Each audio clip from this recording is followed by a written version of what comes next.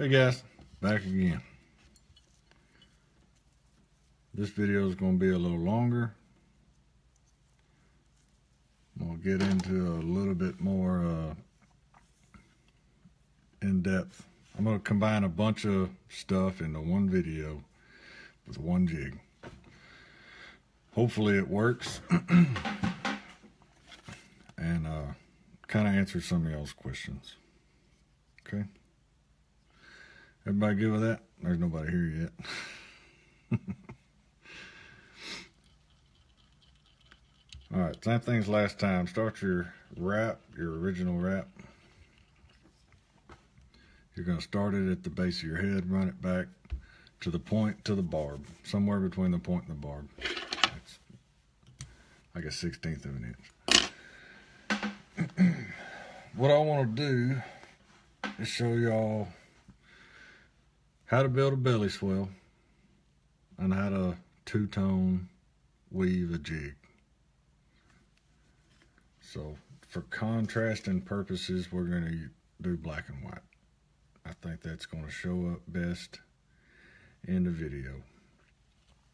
For those of y'all that I've seen, some people, even the ones that are making jigs, I have never used hackle. Hackle, most of it comes strung like this, just a bunch of feathers together. You go through here, like every feather's different. Right here, that's a crappy feather. You don't want that, but you can make V's out of it. If you're making a bunch of jigs, you're going to get some that you can't get 4 V's out of. We'll just make some V's out of that one, just to set them to the side. If you get a feather that's good like this, but short, then you can grab your V's from this one. Okay. So again,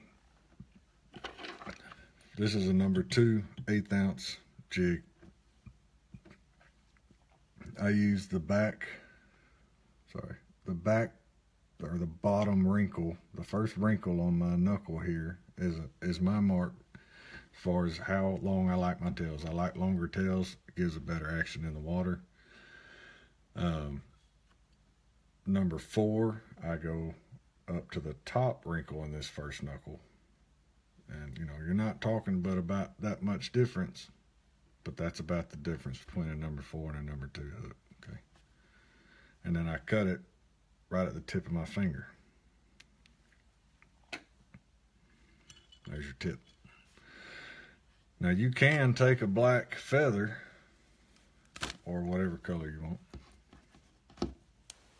My scissors stuck on my finger. Look at that finger. My scissors get stuck on there.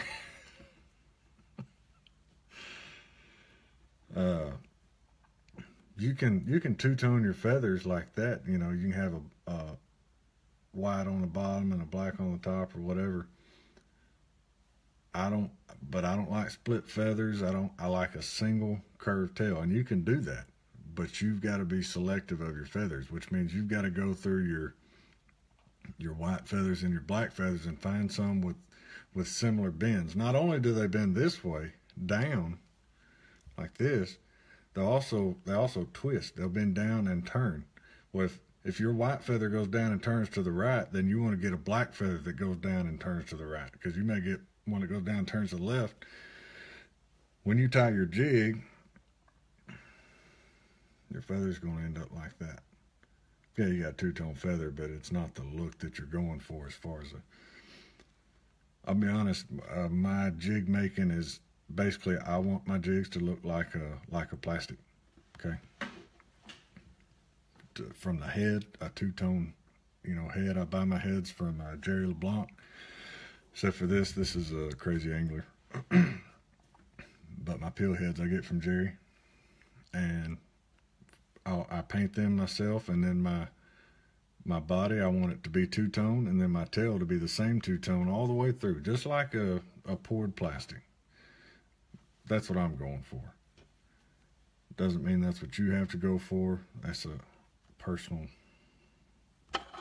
I just enjoy trying to replicate plastics. It's a challenge for me. And everybody knows plastics work. So, like I said in the other video, anything works if they're biting. You can put a cigarette butt on here. If they're biting it, it'll work fine. So I cut the tip out of this black one. This is the easiest way to do a two-tone. And for the shad type look that we're going for right now, this works fine. Then I just cut V's out of this black feather. Get 4 V's out of it. 2 on the bottom, 2 on the top. I'm sorry, y'all can't see what I'm doing. I try to, you look at your what you got thread right here, your wrap, just a little bit shorter than that is how long you want the stem to be on your V. You don't want this stem coming out past your chenille because that's going to hinder your action. These little barbules, whatever you call them, this is what has the most action. This is why feather jigs have a lot of action, because these are not stiff. They move with the water and they flow. So don't let your stem stick out past your chenille. And it looks goofy. That's personal opinion. Gather them up. I have also found, guys, the first 2 V's that come out of your feather. Use them first. These. So take your 2 V's, the first 2 that you cut out, they have the smallest stem. The stem gets thicker as it goes towards the bottom. Take your tip, put it on top. So what I've got, this feather is fairly straight, but the natural bend is somewhat going this way. I have the 2 black V's underneath it. They're going to sit flat on top. The reason you don't want the other 2 V's first is because the stem is thicker and it will cause this tip to roll on you and even get sideways where your tail's shooting off at an angle. So use the smaller ones. It will make a difference for you. All right, you want to lock that down, same place as you stopped last time. All right, that's what I was saying in the other video. That's not the way I want my feathers to look. That looks goofy. So you take you gotta, if you wrapped it hard, it does take some force, and sometimes you have to wait until you get these other V's on there to be able to grip it, but you can turn that. That's what I'm going for, okay?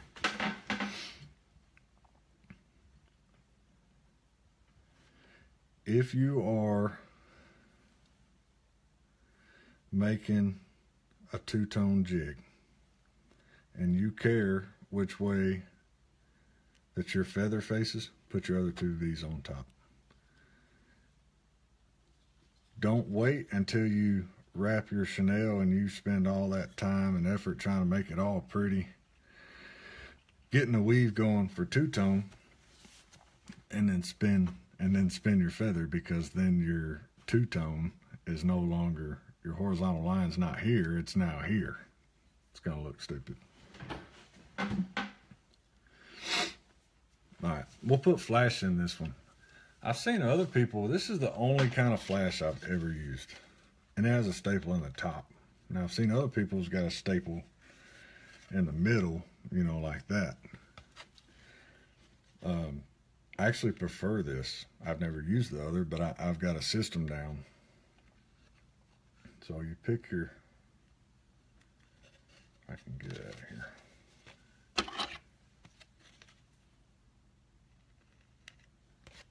I cut my piece of flash right at that top staple. Now this may be hard for y'all to see. Now your flash also has a natural bend to it. A lot of this is for looks, guys, but I'm a little bit anal about how my jigs look. But see how this is the natural bend, and it's flat. So you grab it and run it down so that it stays flat. Pull it around. Now both of these ends have the same natural bend. the whole piece is going to be facing the same way. Now I have a loop. These ends are matched up, and I cut that loop. I have two perfectly equal sizes of flash, and they're bent the right way. So I don't have flash going all different kinds of directions. I grab it again. Sorry. I grab it right here. Now I put it between these two fingers,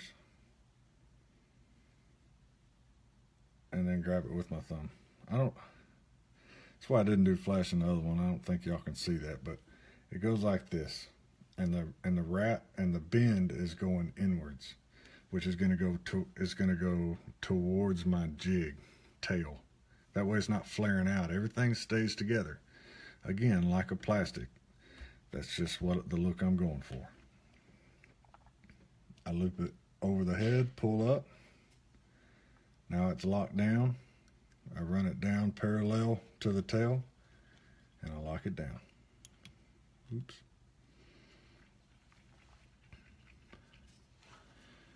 See how straight those are, and they're all right there, parallel with my tail.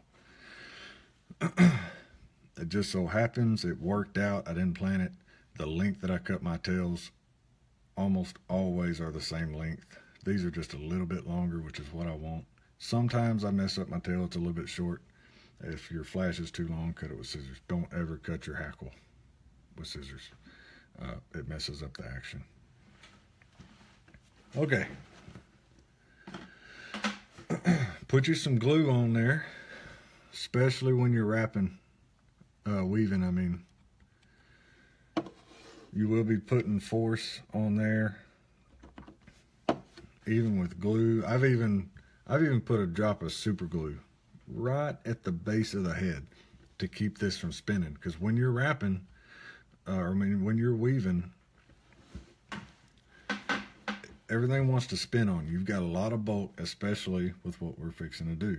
So I told y'all we're going to do a bunch of different stuff on this jig. This is the yarn in the other video. If y'all didn't watch it, y'all go back and watch it.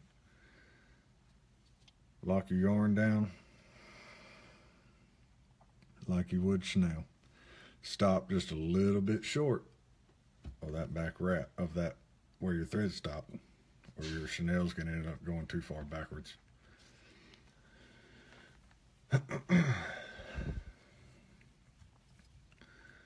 You just wrap it like regular chenille. You can do weaves with number 10 crystal, and I do, and I like the way it looks most of the time. It does not always turn out.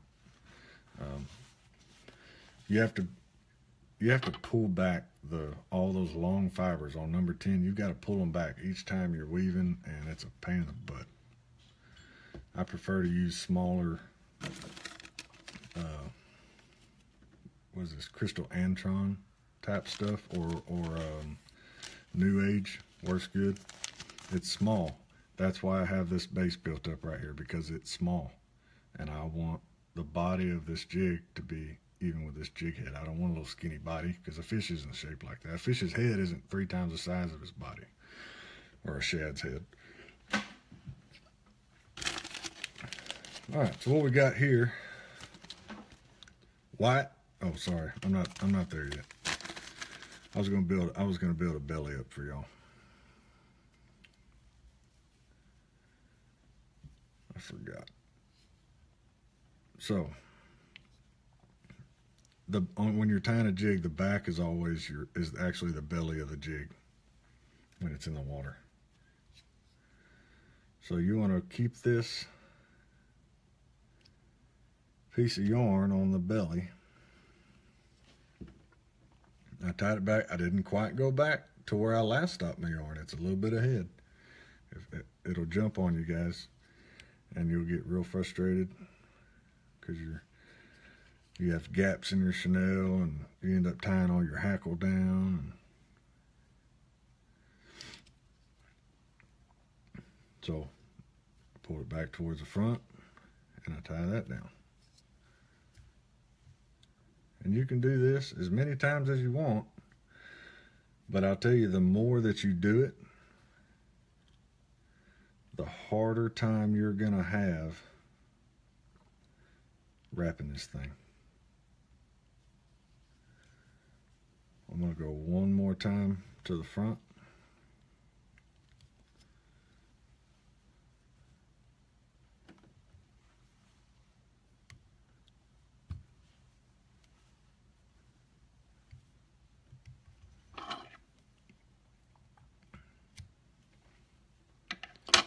I don't know if you can see.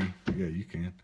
So you see this little ramp that I've got right here where I gradually made it go. I stopped it, made it go forward. That's so your chenille has something to ride up on, because if not, it's going to keep stacking on itself back here, and then you're going to lose what you're going for, and you're going to end up back here on your tail. And you can see that this belly is almost already even with the top of this jig head, whereas the bottom's not. So you're going to have a bigger belly than you are back, like a shad does. Where'd my... This is the part I'm not sure if it's going to show up. We'll put a little glue on here. That's a lot of yarn. You don't want that coming undone on you.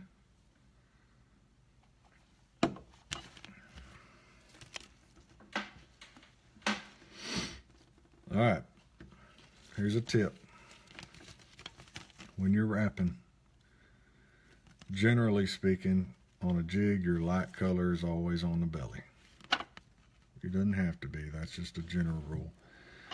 If your light color is on the belly, make sure that when you wrap your threads down, your chenille down, that your dark color is on the bottom. If not, especially if it's white, this black will show through that white, and you'll lose some of the look that you're going for.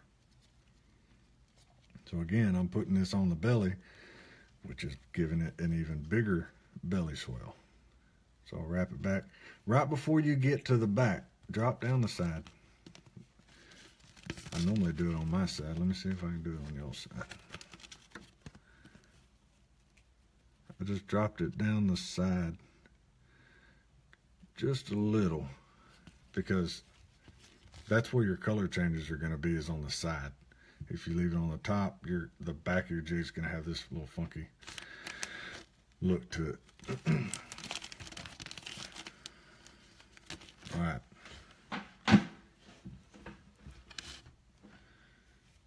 I'm on the wrong side.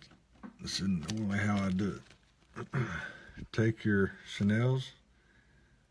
I'm going to bring them back to me. Normally I would bring them towards y'all. If y'all saw that other jig, it's got like lines, kind of like a crappie does, down the side, like tiger stripes. If you don't do the exact same thing on both sides every time, it's going to be all funky looking. It'll still catch fish, and you're going to tie something that look like that because you forgot what you were doing. But try to always do the same thing every time. My general rule is the top color, the belly color, always goes to the left. Doesn't matter if it's on my side or your side. It always goes to the left. So I pulled it to me. I bring it to the left. I go under the dark.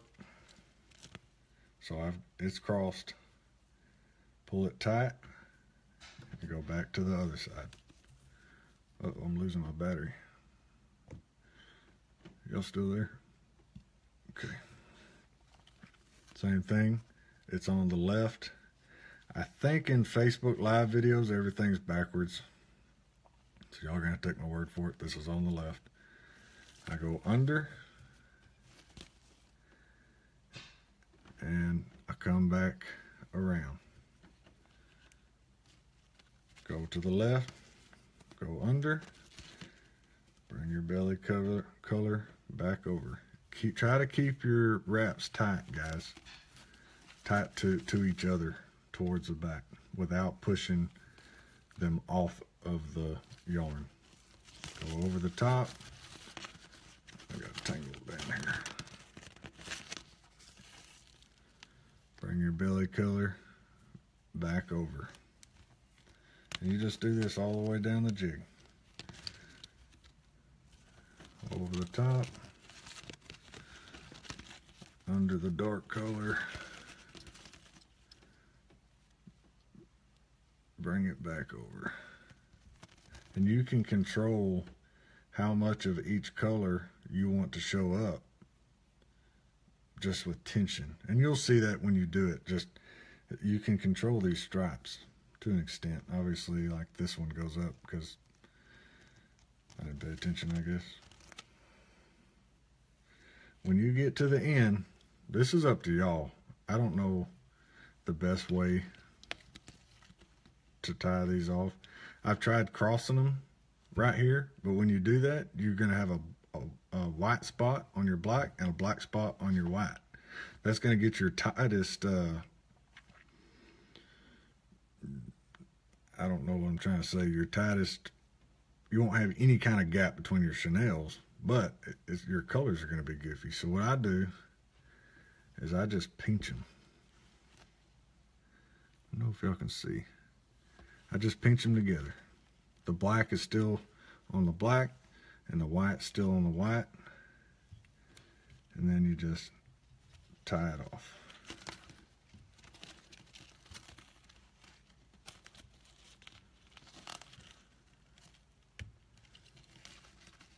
All right. And you cut them each.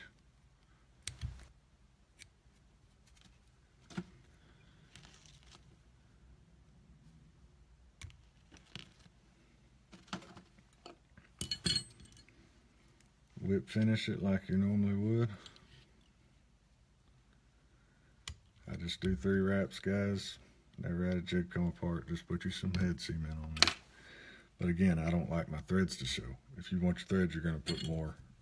I know that's like a style. I just don't like it. Now what I do on these, I put a drop of glue where the color change is. I put it on my knot and on each color change. I do not want those coming apart. This is 2 different pieces of chenille. If one starts going, you could have a piece of trash. So glue's cheap. It's easy. Put some on there. Anyway. So this is how it's going to sit in the water. Look how big that belly swell is. It's way bigger than the jig head. So that's how you make it. You can stop a little bit short if you want. You know, like this has got a slope. You can make that slope this way too. Just don't run your yarn when you're stacking it zigzagging like this. Don't run it so far towards the head. Leave you some room. And then you can have a gradual slope this way. I just didn't do that. It's actually not quite as bad as it looks like in the video, but it looks pretty severe in the video. But anyway, it still looks like a shad. That's the way a shad's shaped. That's why I make those. Again, I give credit to Lane Palmer for his plastics because that's where that idea came from. Very unique, very cool, and I use that idea. So, if y'all got any questions, yes, James, this is an 1/8 ounce head. That's mostly what I try to fish. That's the whole reason, and making the first video was to show the yarn. When you're using like a 1/32, which I've never even fished with besides perch jerking, or even a 1/64 like some people use, you can get by with a number 3 chenille wrapped one time because the jig head's real small. But on an 1/8 ounce head, if you use a number 3 or even a number 5 like this Crystal Antron, you're going to have a big jig head and a little body, and it just looks goofy. It's just, like I said, it's personal preference. There's some great jig makers that sell jigs and make jigs and don't build body up. They catch fish, no doubt about it. I just don't like them. So part of tying is doing what you want, and this is what I want. So if y'all are interested, then y'all have at it. If you've got any questions at all, let me know. I'll do my best to answer them. I'm not a master tyer. I've been tying since last March, so I just feel like I was fairly good at it, pretty easy, and I just enjoy it. And I know a lot of other people will too, so I want to pass that along, make it easier for anybody that wants to learn. So, like I said, y'all have any questions, let me know. Thank y'all very much. Y'all have a good night.